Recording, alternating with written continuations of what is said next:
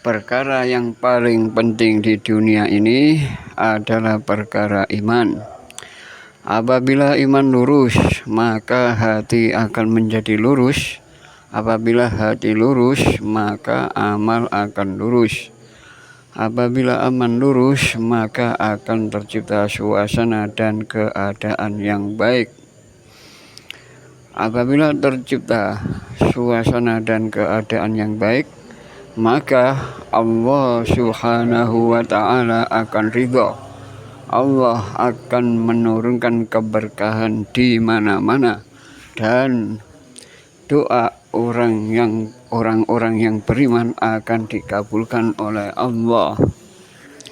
Begitu pula sebaliknya, apabila iman rusak, maka hati akan rusak. Apabila hati rusak, maka amal akan rusak. Apabila amal rusak, maka akan tercipta suasana dan keadaan yang rusak.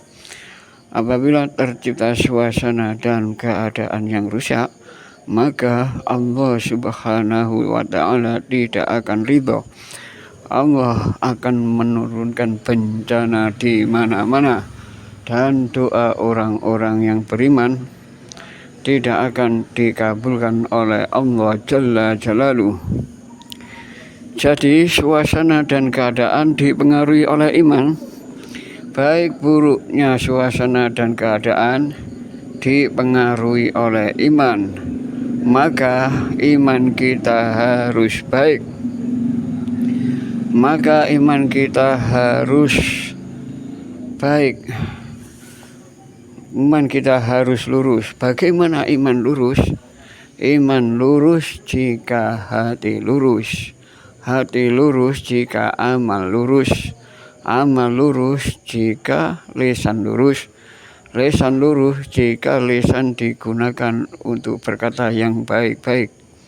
Baginda Rasulullah Shallallahu Alaihi Wasallam bersabda, la yastaqimu imanu abdin hatta yastaqima qalbuhu, wa la yastaqimu qalbuhu hatta yastaqima lisanuhu.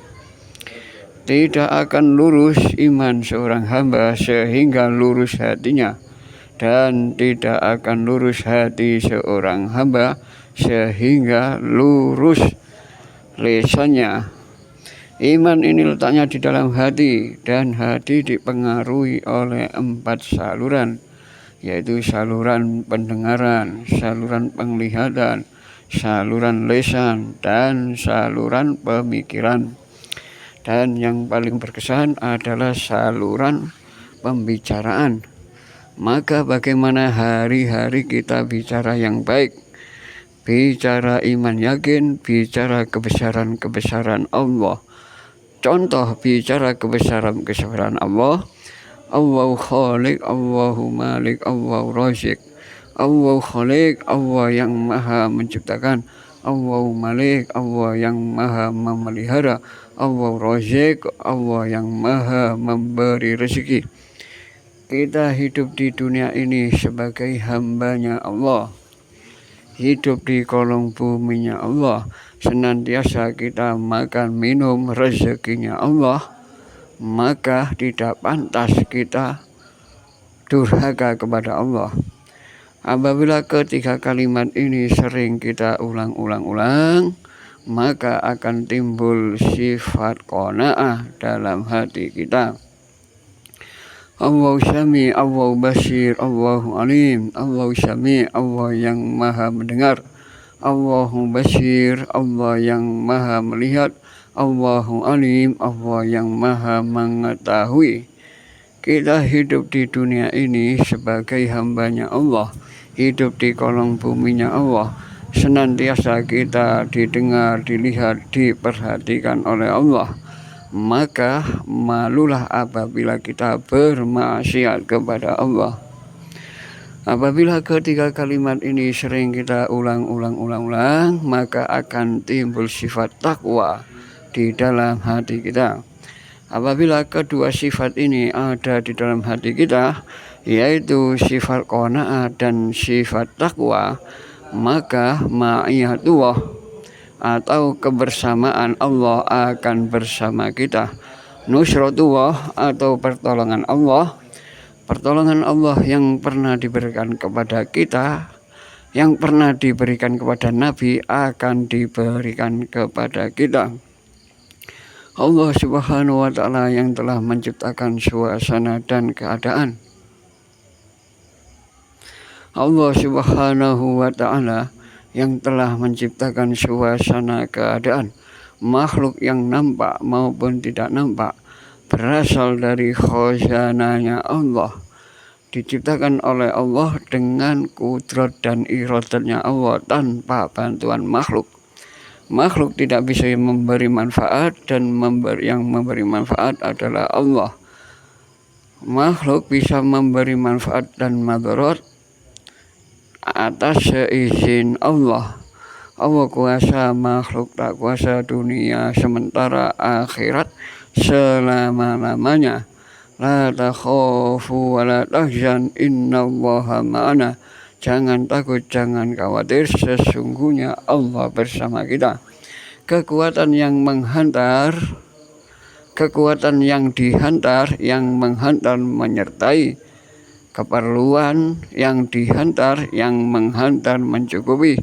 Inilah makna kalimat la ilaha illallah. Apa itu iman? Iman adalah keyakinan yang lurus hanya kepada Allah. Kalimat iman, la ilaha illallah. Nilai iman, yaitu sekecil-kecilnya iman, Allah akan balas dengan surga yang luasnya 10 kali lipat luasnya dunia. Tanda puncaknya iman, yaitu iman yang tidak terkesan suasana dan keadaan, bahkan merubah suasana dan keadaan. Standar iman, yaitu iman yang mampu mencegah perbuatan maksiat dari ujung rambut hingga ujung kaki.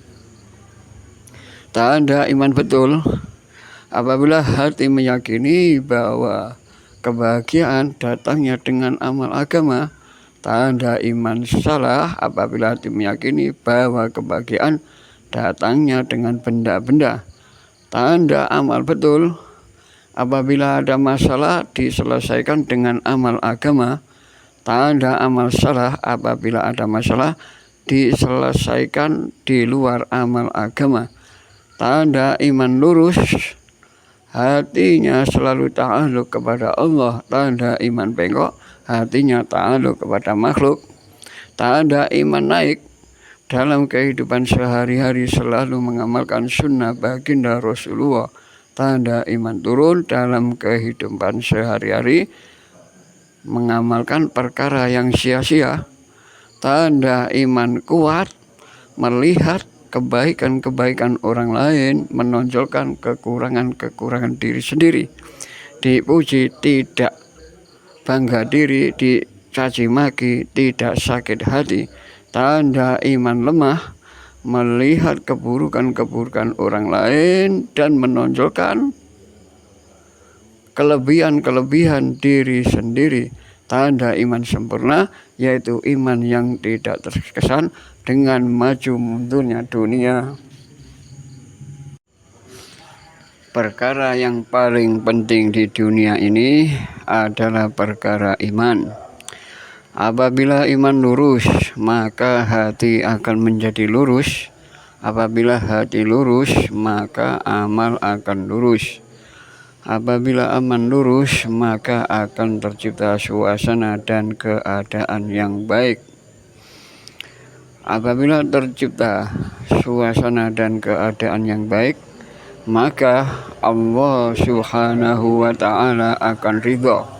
Allah akan menurunkan keberkahan di mana-mana, dan doa orang